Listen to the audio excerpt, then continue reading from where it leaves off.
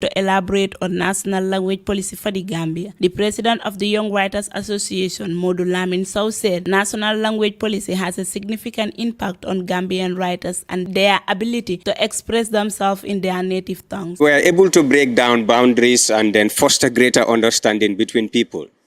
In addition to promoting linguistic diversity, Gambian writers also help to ensure that our local policy is inclusive and equitable. Having a language policy, we think, is very profound, and it will have an impact on Gambian writers as it will shape the way we express ourselves and communicate with our audiences. Most Gambian writers believe that language policies that promote a particular dialect or language can limit the opportunities for writers who use other dialects or languages. This might be for the case of most of us or some of us who have published or written books in Wolof. For example, if Wolof was recognized by the African Union as the official language of the AU, it would be very easy to publish a book in Wolof, for example, within or across the sub-region. So we felt this was also another encounter that Gambian writers have to come across. Now, this can lead to lack of representation and diversity in literature. So the Writers Association of the Gambia has presented and flagged off the national language policy, as well as the need for having a national reading framework to the public. So we think this national language policy is very important for Gambian writers and the people at large, but also through wider consultations under the guardianship and tutelage of Professor Chorno Omar Bari, our president. As we discuss at our own level, we thought it's also necessary to accompany the national language policy with a national reading framework to the public, having known the reading culture in the country, how poor it is, just as a way of complementing the language policy. On the other hand, language policies that support linguistic diversity can create more opportunities for writers to explore different languages and dialects. This can lead to a richer and more diverse literacy landscape. Gambian writers have played and still playing a crucial role in our national language policy formulation by organizing sensitization programs, advocating for inclusion of our national languages in school curriculums, teaching and publishing books in our dialects, etc. Above all, fostering understanding and policy dialogue with our policymakers. We have had our honorable father, the doyen spoke about holding our policymakers accountable. Language having served as, a vehicle of development should also be considered and given priority, not the politicians blocking that, development sector. We also look at challenges that are faced by youth and Gambian writers in the context of language policy. One of the biggest challenges that we face as a literary community in the context of a language policy is being marginalized or excluded from language policy discussions. As we all know, writers, most of us are teachers, and we play a very key role in terms of language and development. If most of us are excluded or being marginalized from language policy discussions, that could also serve as a form of, serving as a barrier to preempt us from participating. This can also happen for a variety of reasons, including lack of representation or recognition of linguistic diversity. When writers are not included in these discussions, their perspectives and challenges or experiences are often left out of the conversation, which can lead to policies that do not fully address the needs of our language communities. Another challenge we noted is that Gambian writers face or are facing in terms of navigating the complex landscape of language policy.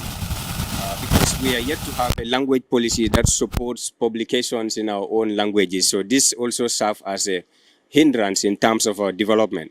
Now, language policies can be difficult to understand and implement, especially for those who are not familiar with the legal and political frameworks that surround them.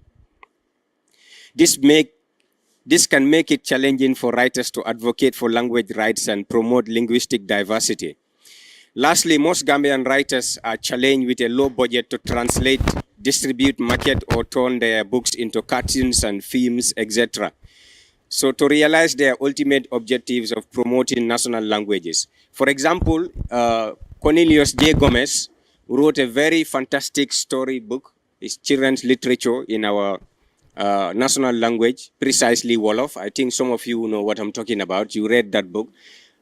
People like him and some of or most of us Gambian writers find it very hard if we want to use modern means of technology, etc. In fact, what makes me happier to be part of this whole dialogue and discussion is that AI is taking the world.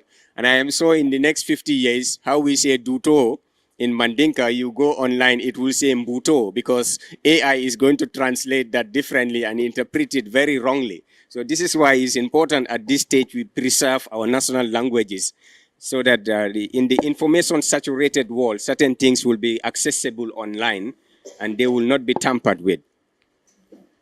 Finally, in conclusion, distinguished ladies and gentlemen, my able elders, in conclusion, we have seen that having a national language policy plays a crucial role in shaping the experiences of Gambian writers. The national language policy of the Gambia will empower Gambian writers depending on how it is implemented. It is therefore important for writers to be involved in language policy discussions and to advocate for their linguistic rights. We have also discussed the challenges that Gambian writers face in the context of language policy. This includes exclusion from policy-making processes, discrimination based on language, and limited opportunities for linguistic expression. Despite these challenges, Gambian writers have an important role to play in shaping our language policy beyond the policy document. They can use their skills and creativity to promote linguistic diversity and to advocate for language rights by teaching and writing books in our national languages. By working together, Gambian writers can help to create a more inclusive and equitable society. He said language unlocks the doors of development in many ways, and if there is to be development, people need to be free from mental slavery, which he said national languages are the key to unlock that door. Speaking on the efforts made to promote the use of native languages in education, he said Baba Tarawale and Dr. Lamfafa Damfa, amongst others, help in preserving the national language. Spoke about the conference that took place in Niger in the 70s when Africans were being tasked to formulate or develop their language policy. And we are happy to know that Gambia was also represented in that discussion, maybe by him or somebody else. And people like Dr. Peters and others I will be discussing later have played a fundamental role. But why do we think it is quite important to have a national language policy for our country? We want to understand that a language policy has a significant impact on Gambian writers and their ability to express themselves in their native tongues. A national language policy for the Gambia can affect the accessibility of Gambian literature and the representation of diverse voices in the literary world. As such, I think it is crucial that we understand the role of Gambian writers in the development of our national language policy and the challenges we face as a literary community. Now, for Gambian writers, a language policy is particularly significant because it can impact their ability to express themselves and reach audiences. For example, if a particular language is not recognized as an official language, writers who use that language may face barriers to publication or distribution. Similarly, if a certain dialects or forms of a language are stigmatized, writers who use those forms may also be marginalized or excluded from the literary communities. So Gambian writers believe that the core objective of the language policy is to promote the teaching and learning of reading in Gambian languages. In that regard, I would like us to discuss national language policy and Gambian writers. In 1979 or thereabout, Dr. Landrin Peters was appointed president of the Historic Commission of the Monuments of the Gambia and was president of the Board of Directors of the Gambia National Library and the Gambia College from 1979 to 1987. Dr. Peters was a member and president of the West African Examination Council, or WAIC, from 1985 to 1991.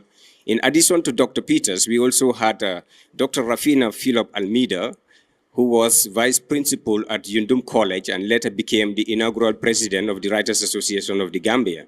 Now, Dr. Peters and Dr. Almeida, both Gambian writers and educators, advocated for and made innermost strikes for the development of a national language policy. as we know, or some of us might know, that this is evident from the peculiar use of Krio or Aku in their writings to replace the language of the colonial master. Another Gambian writer and lexicographer, Alhaji B.M. Trawale, who is well known as Batrawale, who helped to create the non-formal education unit of the Ministry of Education, wrote a 20,000 entries dictionary of Mandinka English, the first of its kind in scope.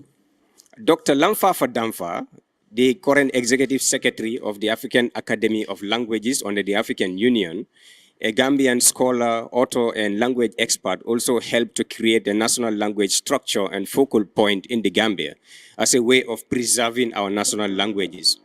Now, through Dr. Damfa, national languages are given high regard by school authorities and housed at the Curriculum Research, Evaluation, and Development Directorate. Dr. Brahma Jame, also former director of curriculum, also played a pivotal role in safeguarding and promoting our national languages and the structures. Now, many other Gambian writers, such as Fode Balde, Musa Ba, Colinius J. Gomez, known as Popcorn, I think, wrote multilingual books in Fula Wolof and etc. Now, the contemporary Gambia is characterized by young writers writing and presenting spoken word poems in our native languages. Young poets such as Umar Champion, Cham, Chornogay, Jenabature, etc. branded the art of written poetry into spoken word to talk to our people in a language they can understand.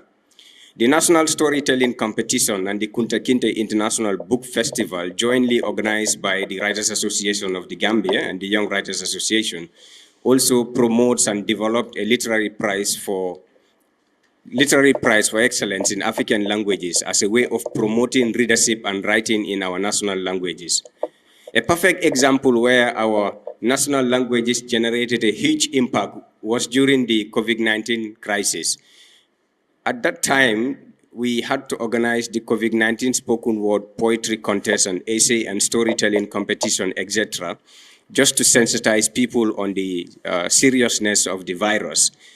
And it aided Gambian writers a lot because we were able to reach out to wider audiences and convince nationals on the deadly impacts of the virus. Now, surprisingly, COVID-19 boomed the readership of Gambian books and articles in our local dialects because, as you might know, most of our people are not quite educated, or can I say are illiterate. So if you want to talk to them about COVID-19 and its impacts, only in the English language using the WHO recommendations, it was going to be very difficult. So we thought doing spoken word poetry videos and storytelling in our own languages will help to spread the message faster. And in fact, we didn't know it was going to help a wide readership of Gambian books and articles.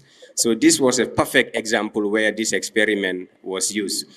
However, there are 10 main living languages that dominate the geographical space of our country. 5 of them considered more predominant, namely Mandinka, Wolof, Fula, Jola, and Sarahule. The most spoken vernacular language is Mandinka, with more than 40% of native speakers.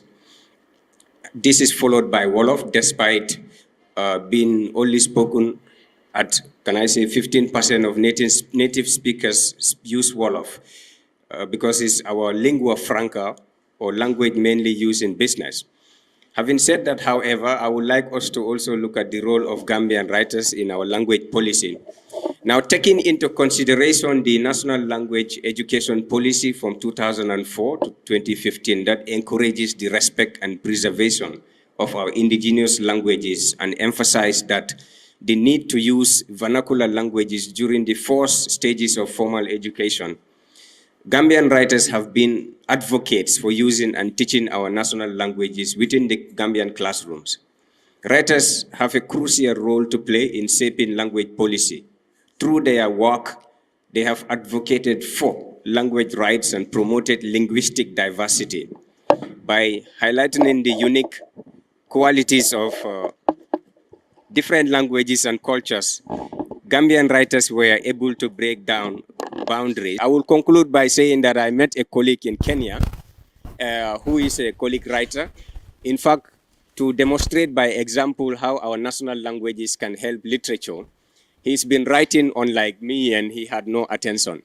But the day he wrote How to Satisfy Your Wife in Bed in the Kenyan language, he sold within 3 months more than 10,000 copies of his book. so that shows that shows that the English language is good, and as writers, we can write in the English language, which is our official language, but also to consider writing in our own national languages will help a lot. You know, I would like to conclude here, and I think we will have a form of Q&A. This is the little I was able to gather from my little experience in terms of the topic given to me. And thank you very much for your kind attention. Yes. He added that Gambians started reading during the COVID-19 pandemic because they were using national languages to create awareness on guidelines of World Health Organization for GTTV.